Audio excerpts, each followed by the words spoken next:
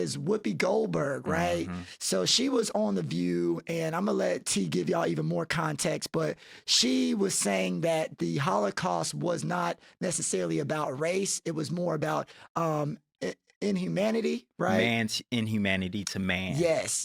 And so she was, disciplined. She was suspended for 2 weeks, I believe. Mm-hmm. And it's an interesting conversation. And we're going to sort of jump into it because I don't know if it's as simple as, oh, she said that she was just blatantly wrong. Oh, she should be suspended. She's a horrible person. Throw her to the wolves, right? So, T, what are some of your initial thoughts about this? Yeah, and I think it's interesting because it's kind of a callback to last week's episode, right? So thinking about how school districts are trying to ban conversations in class, and in this specific example, the Tennessee School Board they banned Mouse, which is a graphic novel that discusses the Holocaust. And in that discussion and that conversation on The View, Whoopi Goldberg had made the claim, just like we had said, that the Holocaust wasn't about race. It was a white-on-white crime incident, and instead that it was more about man's inhumanity to man, right? And I think that where Whoopi really went wrong is that she didn't acknowledge that racism did play a role in what happened with the Nazis, right? Like the Nazis' ideology was based off of racism. And Jews at that time weren't only defined by their religion, but Hitler racialized them. They made them, they looked at their lineage. So if your grandparent was Jewish, then that made you Jewish. And I think that reminds us that race is a social construct. Race is a politically constructed thing. And I think for Whoopi, she understands that Jewish people have been assimilated into American white society. Right. When we are walking on the street, we cannot tell who's Jewish, right? And again, it's because it's not really an ethnicity per se. It's more of it's a religion and it's a historical thing. But I do, looking into it, I really wanted to understand like why Jewish people have been persecuted, right? And I realized historically they've been persecuted by Christians. And if you go back into the Bible, it's because they see Jewish people as the reason that Jesus was killed.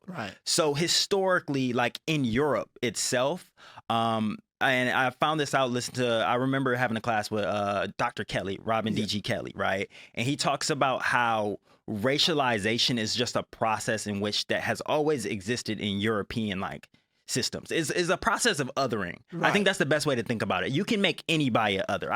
They can say anybody that wore glasses, right? Like other. You got to get out. We don't want no blind people in our society, right? If you have brown eyes or if you have blue eyes, you can always racialize somebody based off of something. You can make somebody the other and say that whatever you do or however you exist is not right and you need to get out. And that has been a process that's been used to colonize people, enslave people, to steal land.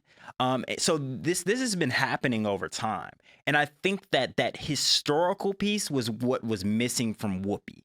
And I think that's kind of why she has been getting a lot of like flack.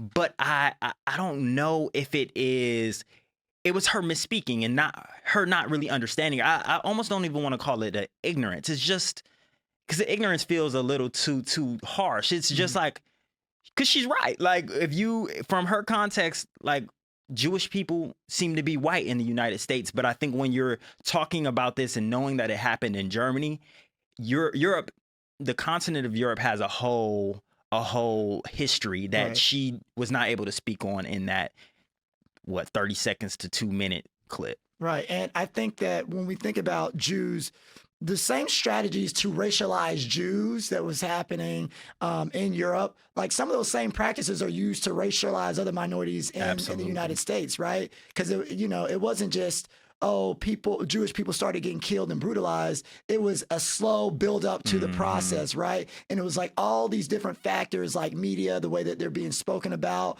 the images that you see of them are very derogatory, right? And you can see that with like a bunch of different racial groups, right? But then to your point, we do have to realize that in America, right? Because the Holocaust is a very, very, powerful topic and a powerful point in history that we have to respect and treat treat with care. Absolutely. If you're going to speak about that at all, you really want to know what you're talking about and watch it because be informed. Exactly, because I think that history is so brutal, and it's I don't even like to use the word sensitive, but like it is a tender spot for Jewish folks, and it should be always, forever. Forever. We should never forget. And I think that we other racial minorities should have a special understanding about that and be able to relate and align with that even more.